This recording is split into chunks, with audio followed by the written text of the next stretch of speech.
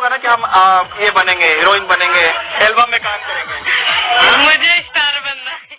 तो जी हाँ दोस्तों, आपने अभी जिसको देखा ये किसी पहचान का मोहताज नहीं है। खैर, इसे जो लोग अभी तक नहीं जानते ये कौन है, तो मैं आप सभी को बता दूं कि ये वायरल गर्ल मोनालिसा है, जो कि महाकुंभ के मेले में माला बेच रही थी। किसी ने इनका वीडियो बनाकर इंस्टाग्राम पे डाल दिया और वीडियो काफी तेजी से वायरल हो गया। और इसका वीडियो वायरल होने का सबसे बड़ा वजह है इनकी आंखें और इनका चेहरा।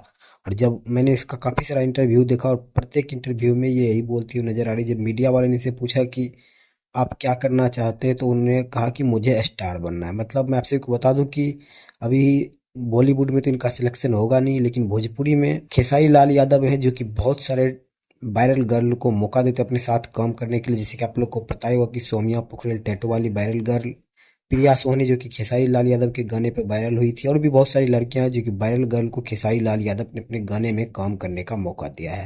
तो क्या आप लोग को क्या लगता है, क्या खेसारी लाल यादव मोनालिसा को अपने गाने में काम करने का मौका देगा? क्या उनको भी अपना कला दिखाने का मौका देगा?